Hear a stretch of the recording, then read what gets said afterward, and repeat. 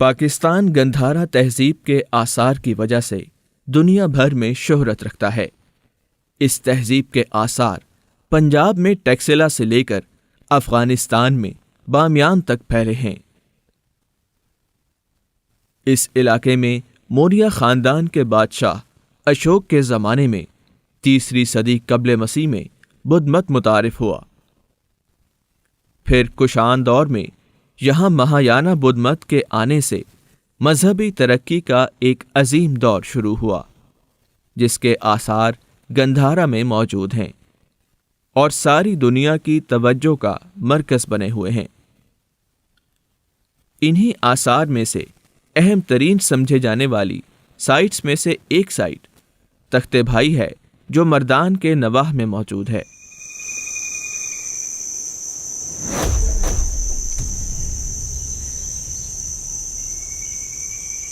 پاکستان میں موجود جو اہم ترین بدھسٹ اسٹوپاز اور موناسٹریز ہیں، ان میں سے ایک تخت بھائی ہے، جو انٹرنیشنلی بھی بہت زیادہ اس کا جو ہے خاص مقام ہے۔ اسی وجہ سے 1980 میں اسے یونیسکو کی جو ورلڈ ہیریٹیج سائٹس ہیں اس میں اس کو شامل کیا گیا تھا۔ ایک تو یہ کہ یہ مردان سے 15 کلومیٹر کے فاصلے میں تخت بھائی کے علاقے کے اندر پہاڑوں کے اوپر موجود ہے، جس میں سے تقریباً 35 ایکڑ پہ جو علاقہ پھیلا ہوا ہے اس کی جو مناسٹریز ہیں وہ ایکسکیویشن اور سروے کے تھرو ایکسپوز ہو چکی ہیں، اور اس کے علاوہ جو خیال کیا جاتا ہے تقریباً 450 ایکڑ کا علاقہ ہے جس کے اوپر ان آثار کا پھیلاؤ جو ہے وہ امکانی طور پہ موجود ہے۔ تخت بھائی کی جو مناسٹری ہے، یہاں پہ سب سے قدیم جو آثار ملتے ہیں وہ تو 1 صدی قبل مسیح کے ملتے ہیں، لیکن پراپر جو مناسٹری اور اسٹوپے کی تعمیر یہاں پہ کی گئی ہے وہ 1 صدی عیسوی میں جو انڈو پارتھین کنگ تھے گوندوفوریس، جن کا ہمیں ٹیکسلا کے حوالے سے بھی ذکر ملتا ہے اور یہ کہ ایکٹس آف تھامس کے اندر بھی ان کا ذکر ہے، تو یہاں سے ایک انسکرپشن برآمد ہوئی کہ جس کے مطابق گوندوفوریس نے سب سے پہلی جو تعمیر تھی اس مناسٹری کی وہ کروائی۔ گوندوفوریس کے بعد جب ہم دیکھتے ہیں تو کشان بادشاہ یہاں پہ آئے، اور پھر جو پہلے کشان بادشاہ تھے انہوں نے یہاں پہ دوبارہ جو تھی وہ تعمیر میں اس میں کچھ جو تھے اضافے کروائے۔ پھر یہ ہے کہ 3 صدی عیسوی کے اندر ایک اور بڑی جو تھی وہ اس کے اندر جو ہے مناسٹری میں اضافے کروائے گئے، اور پھر وقت کے ساتھ ساتھ جب ہم دیکھتے ہیں کہ جب ہنس نے یہاں پہ آنا شروع کیا ہے تو آہستہ آہستہ یہ اپنے ڈکلائن کی طرف گیا ہے، اور پھر 7ویں صدی تک یہ بالکل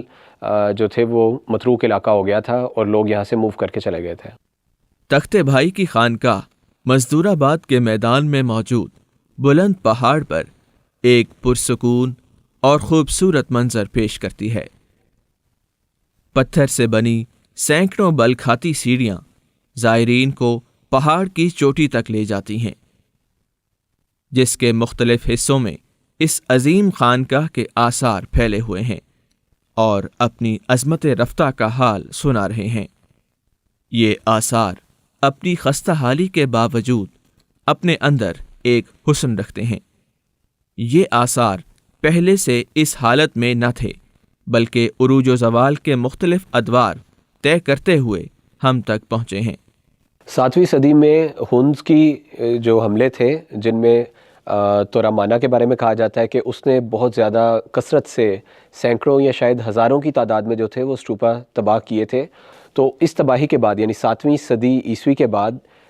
تقریباً 1,000 سال تک یہ سارے جو تھے آثار یہاں کے وہ مٹی تلے دبے رہے۔ سب سے پہلے جب ماڈرن زمانے کے اندر ہم دیکھتے ہیں کہ اس کا ان آثار کا کسی نے ذکر کیا ہو تو وہ 1830 کی دہائی کے اندر ہے۔ پھر 1860 کی دہائی کے اندر یہاں پہ پراپر ایکسپلوریشن اور سروے کا کام جو تھا وہ شروع ہوا، اور پھر 1920 کی دہائی کے اندر یہاں پہ بہت بڑا ایک ریسٹوریشن ورک ہوا جو آرکیولوجیکل سروے آف انڈیا نے کیا۔ اس کے بعد پھر ہم پاکستان بننے کے بعد دیکھیں تو موجودہ دور کے اندر بھی مختلف دہائیوں کے اندر یہاں پہ کام ہو رہا ہے، ریسٹوریشن ورک بھی ہو رہا ہے، اور جو نئے آثار ہیں جو مین مناسٹری سے ملحقہ حصے ہیں ان کی ریسٹوریشن کا کام اور ان کی بحالی کا کام جو ہے وہ جاری ہے۔ تخت بھائی مردان سے تقریباً 15 کلومیٹر شمال مغرب میں واقع ایک چھوٹا شہر ہے۔ تخت بھائی کے شمال میں ایک چھوٹی آبادی مزدور آباد کہلاتی ہے، جس کے بیچوں بیچ ایک راستہ بدھ مت کی خانقاہ کی طرف جاتا ہے۔ اس خانقاہ کا اصل نام تاریخ کے کسی گوشے میں کھو چکا ہے۔ تخت بھائی یا تخت باہی نام کب اور کہاں سے لیا گیا، اس بارے میں مختلف آراء پائی جاتی ہیں۔ پہلے تو ایک یہ خیال پایا جاتا ہے کہ تخت بائی اس جو مناسٹک کمپلیکس تھا اس کا اصل نام نہیں ہے، بلکہ بعد میں آنے والے لوگوں نے جیسے اسے دیکھا، جو اس کی خصوصیات دیکھیں، تو اس اعتبار سے اس کا نام رکھا۔ ایک وجہ تسمیہ تو یہ بتائی جاتی ہے کہ بھائی جو ہے وہ لوکل زبان کے اندر چشمے کو کہتے ہیں، تو تخت بائی کا مطلب ہے کہ پہاڑ سے نکلنے والا چشمہ، تو ان پہاڑوں کے اوپر کہا جاتا ہے کہ 2 چشمے موجود ہیں، جس کی وجہ سے اس کو تخت بائی کا نام دیا گیا۔ لیکن ایک دوسری رائے کے مطابق یہ ہے کہ بعد میں آنے والے عربوں نے عربی سے اس کو جو تھا وہ اخذ کیا، اور تخت بھائی کا مطلب تھا کہ بہت خوبصورت تخت۔ تیسرے نمبر پہ جو ایک اور اس کی ایٹیمالوجی بتائی جاتی ہے وہ ہے کہ سنسکرت اور پراکرت کا جو بھو دھاتو ہے، جس کا مطلب ٹو بی یا ہونا ہے، تو اس سے اس کو اخذ کیا گیا ہے، اور تخت بھائی کا مطلب ہے کہ ایک ایسا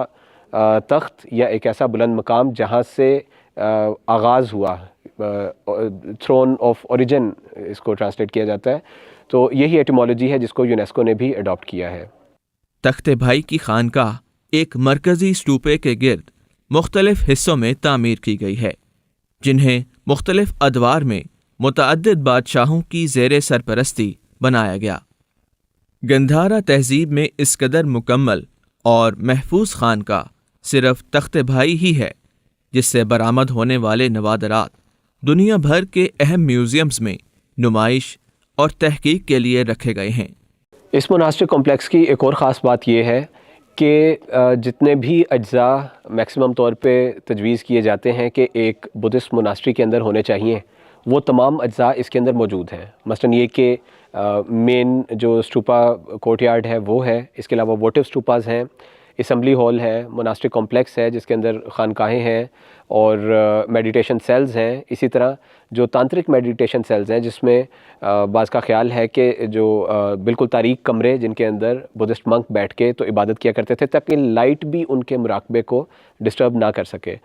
یہاں سے جو تختی برآمد ہوئی جس کو گوندوفوریس انسکرپشن کہا جاتا ہے، جس سے پتہ چلتا ہے کہ پہلی صدی عیسوی میں ہی اس کی تعمیر ہوئی تھی، وہ اس وقت لاہور میوزیم کے اندر رکھی گئی ہے۔ جبکہ یہاں سے برآمد ہونے والے جو بڑے بڑے مجسمے ہیں ان میں سے ایک حصہ وہ ہے جو پشاور میوزیم کے اندر ڈسپلے پہ ہے،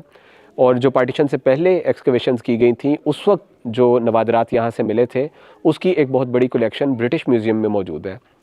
برٹش میوزیم کے علاوہ یورپ کے دیگر میوزیمز اور امریکہ سمیت اور دنیا کے حصوں کے اندر بھی تخت بائی سے ملنے والے جو بہت اہم تقریباً 2000 یا پونے 2000 سال پرانے آرٹیفیکٹس ہیں وہ مختلف میوزیمز کا حصہ بنے۔ اسٹوپا گزشتہ 2000 سال سے بدھ مت کی عالمی پہچان بنا ہوا ہے، لیکن اسٹوپا بنانے کی روایت اس سے بھی کہیں قدیم ہے۔ اولین طور پر اسٹوپوں کا ذکر ویدوں میں ملتا ہے، جسے مرنے والے کی یاد میں تعمیر کیا جاتا تھا۔ گوتم بدھ کی وفات کے بعد ان کی راکھ کو 8 حصوں میں تقسیم کر کے اسٹوپے بنا کر دفن کیا گیا، اور یوں اسٹوپا باقاعدہ طور پر بدھ مت کے پیروکاروں کی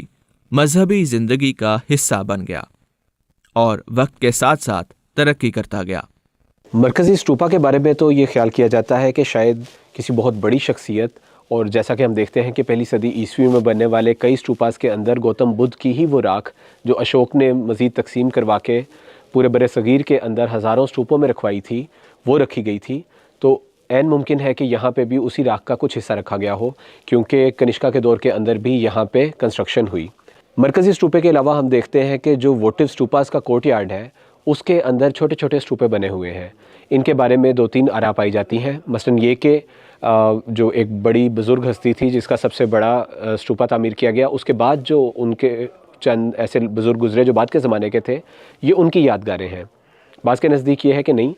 جو لوگ بعد میں ڈونیشنز دیتے تھے ان کی ڈونیشن کی یادگار میں، یا بعض جو بزرگ یہاں پہ بیٹھ کے دعائیں کرتے تھے تو اس مقام کی نشاندہی کرنے کے لیے کہ جہاں پہ انہوں نے دعا کی، ایسے ووٹیو اسٹوپاس کو تعمیر کیا گیا۔ یا یہ کہ کسی کی کوئی منت پوری ہوئی ہو، یا جب منت پوری ہو جائے تو پھر انہوں نے اس کی یاد میں یہاں پہ ڈونیشن دی اور ایک ووٹیو اسٹوپا جو تھا وہ تعمیر کیا۔ یا یہ کہ کسی معجزے کے ظہور یا کسی خاص واقعے کی نشاندہی کرنے کے لیے ایسے ووٹیو اسٹوپاس کو تعمیر کیا جاتا تھا۔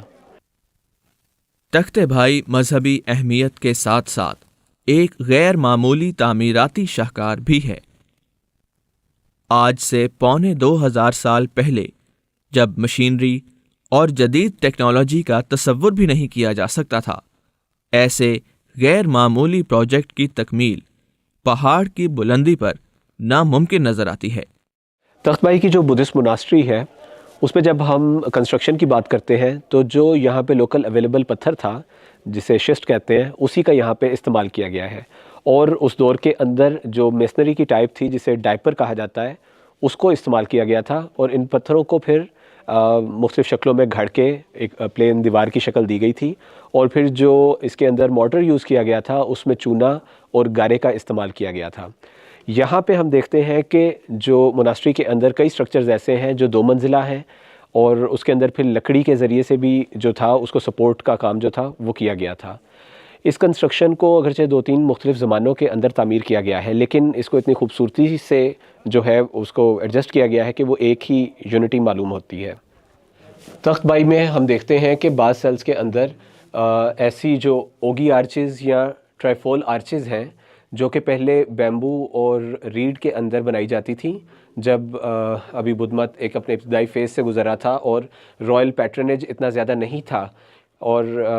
اس مذہب کی بھی وسعت اس حد تک نہیں تھی کہ بڑی بڑی موناسٹریز تعمیر کی جاتی، تو اس وقت لکڑی کے اور گارے کی جو عمارات تعمیر کی جاتی تھی۔ تو جب بدھ مت کو قبولیت حاصل ہوئی اور وہ پھیلی اور رائل پیٹرنیج حاصل ہوا، تو انہوں نے ان اپنی ابتدائی تعمیرات کو ڈپکٹ کیا اپنی پتھر کی تعمیرات کے اندر بھی، جس کی ایک بڑی پیاری مثال ہم اس وقت تخت بھائی کے اندر دیکھ سکتے ہیں۔ یونانی تعمیراتی اثرات جب یہاں کے لوکل رسم و رواج سے ملے تو ایک نئے آرٹ نے جنم لیا جسے گندھارا آرٹ کہا جاتا ہے۔ یہاں پہ بہت سارے ہمیں جو گریک انفلوئنس ہے وہ ہمیں نظر آتا ہے، مثلاً جو بھی پلاسٹرز یہاں پہ یوز ہوئے ہیں، یعنی ایسے پلرز کی امیٹیشن کی گئی ہے،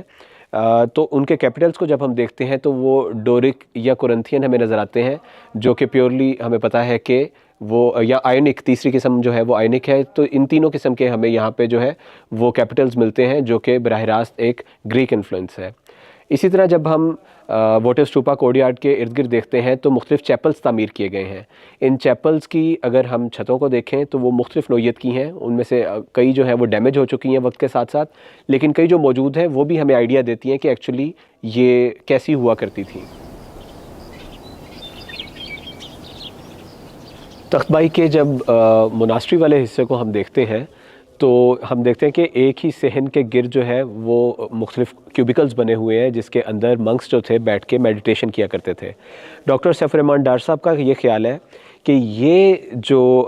اثر ہے یہ یہاں کی موجودہ جو یعنی کہ قبائلی سسٹم تھا جو قدیم افغانوں کے اندر بھی رائج تھا کہ حویلی کے اندر بالکل درمیان میں صحن میں ایک تالاب بنایا جاتا تھا۔ موجودہ دور کے اندر اگر ہم دیکھیں تو مسجدوں کے اندر بھی اور اسی طرح گردواروں کے اندر، یا ہم بات کریں اگر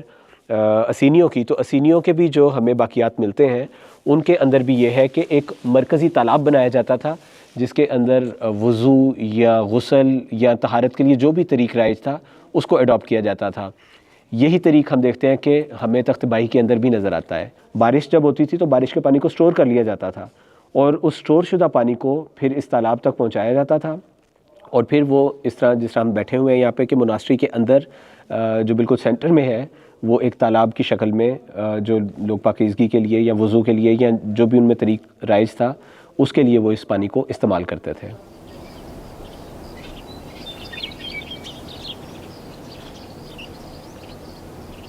تخت بھائی کی موناسٹرک سائٹ کا ایک بڑا اہم فیچر جو باقی پاکستان میں ہمیں کسی بھی گندھارا سویلائزیشن سے ریلیٹڈ سائٹ پہ نہیں ملتا، وہ یہاں کے ڈارک سیلز ہیں، اور ان ڈارک سیلز میں آتے ہوئے ایک خاموشی کا اور ایک پیسفل سے ماحول کا جو احساس ہوتا ہے وہ اس لیے قائم کیا گیا تھا کہ جو راہب اپنی تپسیا یا اپنی میڈیٹیشن میں اس قدر بڑھنا چاہتے ہیں کہ نہ صرف یہ کہ باہر کا شور شرابہ اور باہر لوگوں کا آنا جانا انہیں ڈسٹرب نہ کرے، بلکہ اس حد تک وہ اس ڈسٹربنس سے بچنا چاہتے تھے کہ روشنی بھی ان کی عبادت میں حائل نہ ہو۔ تو انہوں نے ایسے جو تھے وہ میڈیٹیشن سیلز تعمیر کروائے تھے کہ جس کے اندر بیٹھ کے وہ عبادت کرتے تھے، جس کے اندر روشنی کا ایک ذرہ بھی جو تھا وہ داخل نہیں ہو سکتا تھا۔ ان تاریک کمروں کے اندر جب انسان بیٹھتا ہے اور روشنی بالکل بھی داخل نہ ہو رہی ہو تو اس وقت ہم دیکھتے ہیں کہ کیسے انسان اپنے ذہن کے اندر ایک سکون محسوس کرتا ہے، اور کسی بات پہ بھی اگر وہ غور و فکر کرنا چاہتا ہے تو اس کے پاس ایک کہنا چاہیے کہ وسیع اپرچونٹی ہے کہ وہ اس چیز کو فیل کر سکے۔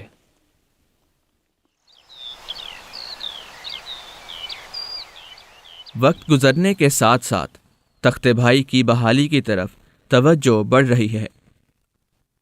لیکن ابھی بھی کئی چیلنجز ہیں جن سے نمٹنا باقی ہے۔ تخت بھائی کا جو بدھسٹ مناسٹر کمپلیکس ہے، اسے پہاڑ کے اوپر تقریباً 500 فٹ کی بلندی پہ تعمیر کیا گیا ہے۔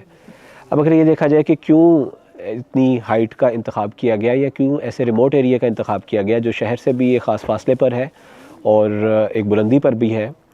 تو اگر تو ہم یہاں پہ کچھ وقت گزاریں تو ہمیں اس چیز کی حکمت خود ہی سمجھ آ جاتی ہے۔ نہ صرف یہ کہ یہاں ایک سکون کا احساس ہوتا ہے، بلکہ یہ کہ جو لوگ مذہبی تعلیم حاصل کرنا چاہتے ہیں یا میڈیٹیشن کرنا چاہتے ہیں تو ان کو بلند مقام پہ ایک خوبصورت سینک ویو کے اندر، جہاں پہ شہری جو ہے افراتفری وہ نہیں ہے یا لوگوں کا آنا جانا نہیں ہے، تو ایسے مقام کا اس لیے انتخاب کیا جاتا تھا کہ وہاں پہ پرسکون طور پہ وہ عبادت کر سکیں۔ اب تخت بھائی کے محفوظ ہونے کی بھی ایک خاص وجہ یہ بتائی جاتی ہے کہ چونکہ یہ ایک بلند مقام پہ واقع تھا تو جو حملہ آور بھی آتے تھے وہ اسے ایک حد تک تو نقصان پہنچا سکے، لیکن اسے مکمل طور پہ وہ برباد نہیں کر سکے۔ لیکن اس کے مقابلے میں اگر ہم یہ تصور کریں کہ یہ مناسٹری اگر جو ہموار زمین ہے اسی پہ ہوتی جہاں سے حملہ آور بڑی آسانی سے گزر سکتے ہیں، تو اس کے پھر بچ جانے کے چانسز بھی بہت ہی کم رہ جانے تھے۔ بارشیں ہوتی ہیں تو پانی کے نکاس کا ایک اہم مسئلہ ہے، جس کی وجہ سے جہاں جہاں پانی ٹھہرتا ہے وہ پھر بنیادوں کے اندر سرایت کر جاتا ہے۔ دوسرے نمبر پہ یہ کہ جو بوٹینیکل آؤٹ گروتھس ہیں جو کہ ان پتھروں کے اندر جو مورٹر، مڈ اور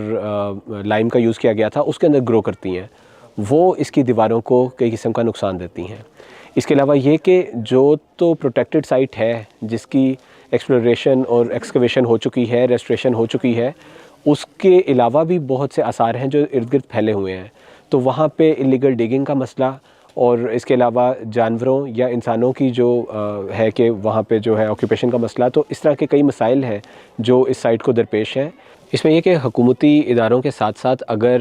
لوکل کمیونٹی کو بھی انوالو کیا جائے اور وہ خود اس ذمہ داری کا احساس کریں کہ جو آثار قدیمہ ہے وہ ایک میوچل ورثہ ہے جس کی حفاظت ہم سب کی ذمہ داری ہے، تو پھر ہم اس سائٹ کی حفاظت بہتر طور پہ کر سکتے ہیں۔